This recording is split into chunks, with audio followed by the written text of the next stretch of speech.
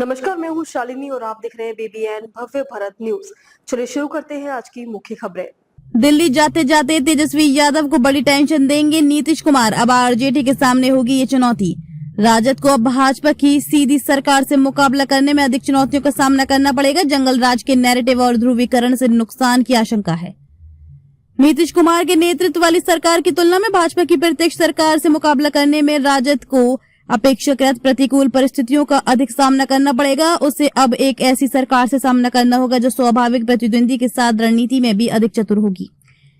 इसके साथ उसे जंगलराज के नैरेटिव और ध्रुवीकरण जनित नुकसान की आशंका भी है। ऐसे में राजद को अपनी रणनीति में दीर्घकालिक परिवर्तन करना पड़ सकता है। उसकी इस विवशता से महागठबंधन के शेष घटक शायद ही सहमत हों, फिर तो विपक्ष में अकेले पड़ जाने की आशंका भी है।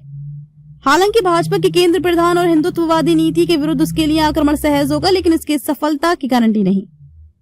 10,000 योजना के साथ जंगलराज के नैरेटिव ने विधानसभा चुनाव में राजद को बड़ी क्षति पहुंचाई। अब भाजपा की राष्ट्रीय शक्ति और सांगठनिक क्षमता के भरोसे अपनी कल्याणकारी योजनाओं को बड़े वर्ग तक पहुंचाने का नई सरकार भरसक प्रयास करेगी। इस दृष्टिकोण से भी राजद के लिए अधिक चुनौतीपूर्ण स्थिति होगी। हालांकि बेरोजगारी, जातीय न्याय और बिहार के सर्वधर्म समभाव जैसे मुद्दों को धार देकर राजद बहुत हद तक मुकाबला कर सकता है। सफलता का आकलन तो अगले चुनाव से होगा, लेकिन हर राजनीतिक अवसर पर इन मुद्दों को हवा देनी होगी।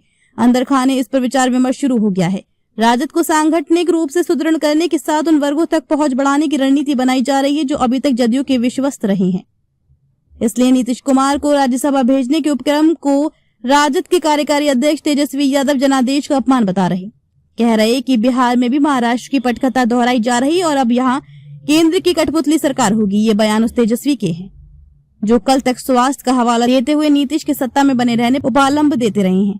अब वे भाजपा को अनुसूचित जाति, SC और पिछड़ा वर्ग का विरोधी बता रहे। अपनी इस प्रतिक्रिया से वस्तुतः EBC और SC के बीच भाजपा विरोधी भावना को कुरेद रहे, ताकि उन्हें साथ जोड़कर अपने परंपरागत माय मुसलमान यादव समीकरण को विस्तार दे सके। इस विस्तार के बिना राजद के लिए सत्ता दूर की कौड़ी है।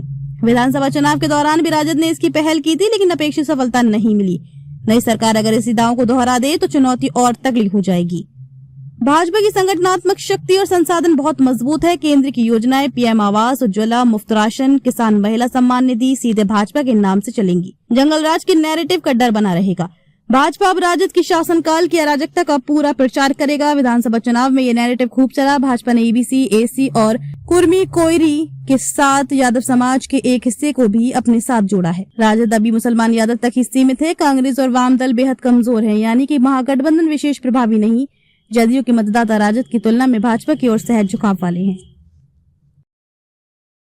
तो अभी तक के लिए इतना ही। मैं शालिनी आपसे विदा लेती हूँ। अगली खबर में फिर मुलाकात होगी एक और खास खबर के साथ। तब तक के लिए बने रहिए BBN भव्य भारत न्यूज के साथ। नमस्कार।